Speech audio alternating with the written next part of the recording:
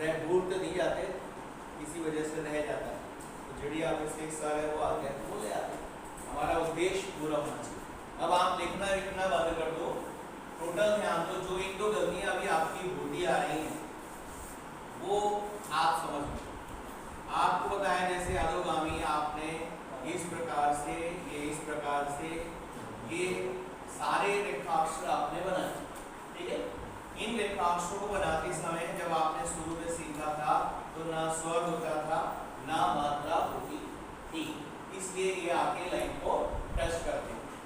फिर इनमें आने लगी मात्राएं, तो इनकी इस प्रकार से प्रथम द्वितीय तृतीय स्थिति बनना शुरू हो गई, और अग्रगामी जो विचारा है वो इस प्रकार से, और आपका जो सबसे ज्यादा परेशान करने वाला वो ये और ये, और इसका जो उल्टा है वो ऐसे ऐसे और ऐसे। ये देखने में आसान लगता है, अब ये बड़े रूप में फिर से एक बार आने वाला है, उसकी पिक भी खींच के मैं आपको दूंगा।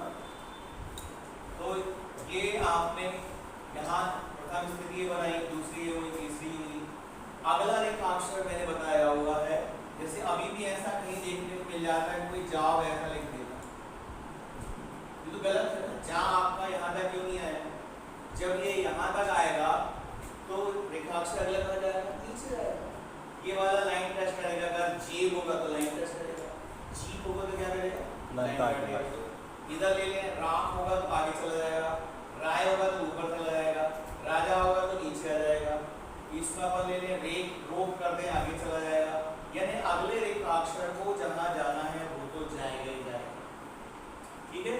अब इसमें क्या है कि आपकी ये प्रारंभिक वाला गलत नहीं होगा, और प्रारंभिक गलत होने की एक और वजह होती है कि यदि आपको स्वर मात्रा की सारणी में जरा सा भी संदेह है तो ये ऑटोमेटिकली गलत होगा। जैसे मान लिया कोई बोर्ड लगा हो बिजली का और मैं ऐसे करके बटन ऑन कर रहा हूँ, तो जो बटन मैं दबा दूंगा वो ये चीज चालू हो जाएगी, है ना, भले मेरा उद्देश्य कोई भी। तो ये दूसरे नंबर पर आता है, पहले नंबर पर आता है स्वर रेखाक्षर की पूरी सारणी आपको जुबानी में। अब इसी में एक और जुड़ने वाला है, यहाँ अभी बोर्ड पे भी दे रहा हूँ, और उसके बाद फिर आपको पिक खींच दूंगा या ज़्यादा होगा एक शॉर्ट रजिस्टर में बना दूंगा। आप देखोगे कि आज वाली सारणी में कोई खास बात नहीं नजर आने वाली। ये वो वाला जिसमें मात्रा स्वर नहीं होते हैं, एस और एम लिख देते हैं, और ये हो गया लाइन के ऊपर, ये हो गया लाइन टच करके, तीन इसलिए बना रहा हूँ समझ आना चाहिए। और ये तो पहले से ही अपना ऐसे विवादित था कि तीसरी स्थिति लाइन को टच करेगी। फिर ये मैं इसलिए बना दे रहा हूँ पहले, जिसमें आपको ये लगे कि नहीं ये तो बहुत आसान है, जैसा पहले था वैसा ही है, तो इसलिए आपको थोड़ा अच्छा लगेगा। इसके बाद फिर हम इसके नियम पे जाएं। नियम नहीं मतलब जो आप रेडीमेड कह सकते हो वो दें, नियम नहीं लिखना है अभी।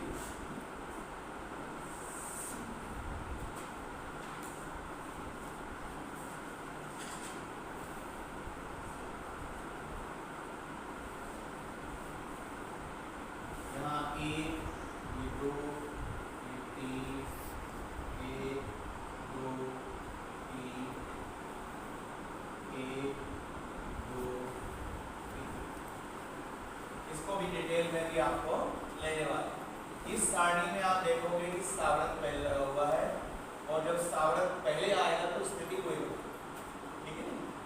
अब इसमें अगला था जो आपका टफ हुआ करता, तो जो पहले बिगाड़ते थे अब वो और बिगाड़ेंगे, तो इसलिए आपको बहुत समय मिल चुका है, इससे ज़्यादा मैं रोक नहीं सकता। वो आप पूछ के मुझसे समस्याएं हल करवा लीजिए, बाकी बोझ आपका बढ़ता, पहला दूसरा तीसरा।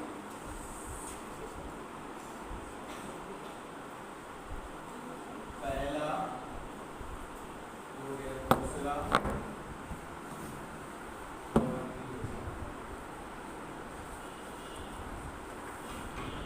जिनको पहले की सारणी बहुत अच्छी तरह से याद है वो देखेंगे कि बिल्कुल एक गोल गोल सा वृत्त जो है प्रारंभ में बैठा हुआ है, बाकी सारणी जो है 100% सेम आ रही, कोई उसमें चेंजेस नहीं।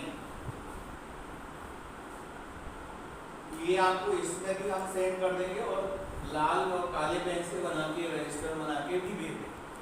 तो आप इसको याद करेंगे और पुरानी वाली भी याद करेंगे कि किस में याद करेंगे, जिसमें सावर्त का प्रयोग होता है।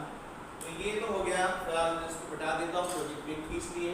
मेरे ख्याल से ये किसी को भी अजीब नहीं लगना चाहिए, क्योंकि इसमें कहीं कोई चेंजेस नहीं है, जैसा आपका पहले था। अब इसके बाद आपको बताया गया है कि आप जब स्थिति बनाते हो तो प्रथम उच्चारण पर आपको ध्यान देना होगा। अगर किसी शब्द के प्रारंभ में सा आएगा तो निश्चित उसी का उच्चारण ही होगा, है ना। जैसे अपन बोला शारदा, पहले स्थान की मात्रा आ रही, अपन लिखा सूरत, तीसरे स्थान की मात्रा आ रही है, साकेत, पहले स्थान की मात्रा आ रही है। अब साकेत ज्यादा लोडेड इसलिए हो रहा है क्योंकि साकेत में ये सारणी लगी अग्रगामी पद अधोगामी पद, जो पहले स्थान की मात्रा है इसलिए उस सारणी का पालन कर रहा है। इसमें वजन क्या बढ़ गया मैं बताता हूँ। देखो रेखाक्षर आ रहे हैं, स्थिति आ रही, स्वर मात्रा आ रही, दाएं के बाद बायां आ रहा और सावर्त का प्रयोग हो रहा है। यानी आज की डेट तक जितना आपको नॉलेज आ रहा है सब का सब इसमें यूज हो गया। इसीलिए मैं जल्दी किताब के शब्द नहीं देता हूँ, ऐसे शब्द देता हूँ जिसमें ज़्यादा चीज़ें इस्तेमाल हो और ज़्यादा आपको कहना चाहिए प्रयोग में आए और आपकी कमियाँ बाहर आ जाए, है ना। क्योंकि अगर इसमें कोई ने सब कुछ बनाया और उसको ऐसा बना दिया, समझ लो उसने पूरा बर्बाद कर दिया, या ये ऐसा बना के उसको ऐसा कर दिया, तो वो उसने पूरा बर्बाद कर दिया। क्योंकि इसमें आपको ये नहीं मालूम कि दाएं के बाद बायां आना चाहिए, यहाँ आपको ये नहीं मालूम कि स्थिति कौन सी होना चाहिए। तो जितना तेजी से मैंने आपको बताया था कि जब तक क्यूरी चलती है, जब तक आपका जो हवाई जहाज है ये एयरपोर्ट की जो पट्टी होती है, हवाई पट्टी जिसको कहते हैं, उस पर दौड़ रहा होता है। और जब तक आपको कोई समस्या आती है भाई आप बोल दो, वो ब्रेक लगा के आपकी समस्या हल कर देगा। और उड़ गया मतलब उड़ गया, उड़ने के बाद वो 10 फीट भी, 20 फीट भी, 50 फीट, 100 फीट, 1000 फीट, और थोड़ी देर बाद तो फिर आपको नीचे कुछ भी दिखना बंद हो जाता है, केवल बादल जो आप नीचे से देख रहे हो वो आपको दिखना शुरू होगा। तो फिर आपका तो कोई रोल ही कि आपको काम है, मुझे कहाँ जाना, नीचे जाना, तो पहले चलो नीचे जाना है तो ऊपर जाना है ना, क्योंकि नीचे गए मतलब एक तो ऊपर पैराशूट नहीं आता पहली चीज, तो बचने का तो सवाल ही नहीं। इसलिए इस प्रकार की गलतियाँ आप बंद। सावर्त जो है बहुत प्रधान चैप्टर है और मैं इसको इतने टुकड़े में आपको बता रहा हूँ। पहले मैंने आपको सिंपली सावर्त जोड़ने को दिया, ऐसे प्रैक्टिस करो, फिर आगे वाली सारणी भी हम आपको बना के दे दी अच्छी तरह से, फिर ये आगे हम आपको बताते हैं कि सा जो आज आ रहा है इसको बोलते हैं छोटा वर्ग, और आने वाले समय में सारे जो भी चैप्टर आएंगे उसमें इसको जरूर याद बार इसको याद करते रहेंगे। तो ये मतलब काम का है, इस पर आधारित बहुत सारे नियम आने वाले हैं।